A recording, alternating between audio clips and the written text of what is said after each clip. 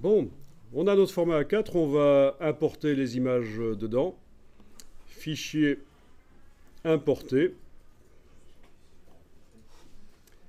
Vous allez jusqu'au dossier en question et vous allez sélectionner toutes les images par un clic, majuscule clic par exemple.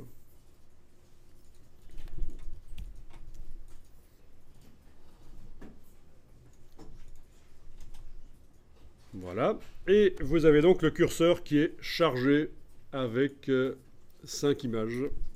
Enfin 5, peut-être 4 chez vous ou 3.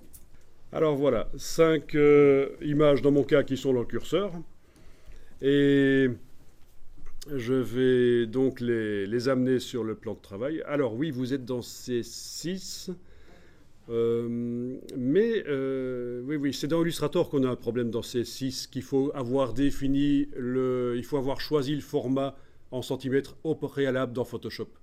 Mais ici dans InDesign, vous avez déjà dans C6, vous avez la possibilité de faire un cliquer-glisser. Allez-y, cliquer-glisser. Vous voyez ce que c'est un cliquer-glisser? C'est pas si évident que ça. Hein. Voilà, donc vous choisissez la dimension de l'image au moment où vous l'amener sur la page par un clic et glisser. Dans Illustrator C6, ça ne marche pas. Dans Illustrator CC, la version suivante à CS6, ça marche, comme dans InDesign. Donc dans Illustrator C6, quand vous amenez une image, les dimensions en centimètres de l'image s'imposent. Vous avez parfois des images super grandes. Vous amenez une image sur une page A4, elle va faire 60 cm de largeur, 80 de hauteur. Il va falloir la redimensionner. Si vous n'avez pas pensé à la redimensionner avant de l'amener dans Illustrator, la redimensionner dans Photoshop. D'accord? Donc, ici, on est dans InDesign, donc pas de problème. Leur dimensionnement à l'importation est possible. Alors, vous allez déposer les autres. Vous pouvez faire différentes dimensions si vous voulez. C'est évidemment au niveau mise en page pour l'instant un peu du n'importe quoi. Vous savez ce qui manque pour faire une mise en page valable? 5 images sur une page. Pour faire une mise en page valable, il manque quelque chose. J'ajoute pas de texte, j'ajoute pas de couleur, j'ajoute rien. J'ai juste ces 5 images à cette dimension-là. Des repères, dans quel but? Oui, donc en fait, ce qui manque, c'est de l'alignement. Donc quand tu parles de repères, c'est pour t'aider à aligner les images. Voilà. Donc c'est ça qui manque. Il faudrait que d'une manière ou d'une autre, j'aligne les images. Donc ça pourrait être comme ça pourrait être... voilà. Comme ça. Bon.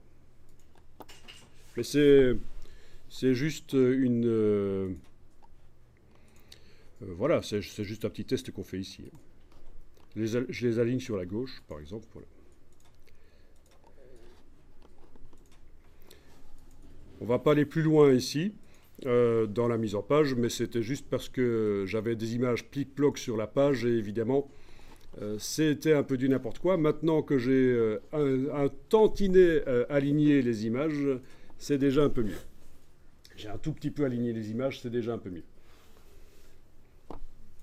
Bien. Au niveau de la qualité des images, quand vous zoomez, il est possible que vous ayez l'impression que c'est un peu pourri par rapport à ce qu'on voyait peut-être dans le navigateur. C'est peut-être un peu du n'importe quoi ici. Je vais essayer de retrouver la même image dans le navigateur. Voilà, je vais l'agrandir dans le navigateur. Voilà. Bon, il est possible que la qualité soit moins bonne dans voilà, dans InDesign que dans ce que c'était dans le navigateur en fait. Bon, alors voyons celle-ci qui est vraiment de bonne qualité. Celle-là, il n'y a pas de problème, ça se voit. Qu'est-ce que ça donne dans InDesign celle-là si je vais dans InDesign?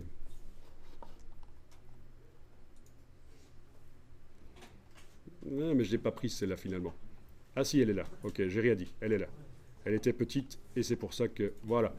Et donc vous avez un effet, on dit que c'est pixelisé.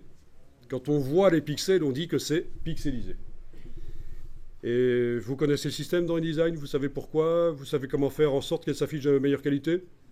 Bon, ben, voilà, ok, allez-y. Menu affichage, performance d'affichage, affichage de qualité supérieure. Performance, menu affichage, performance d'affichage, affichage de qualité supérieure. Et donc là, la qualité s'améliore, mais...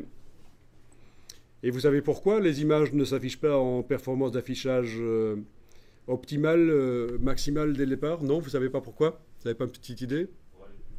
Pour aller plus vite? Oui, exactement. Parce qu'en fait, le fait d'afficher les images en haute définition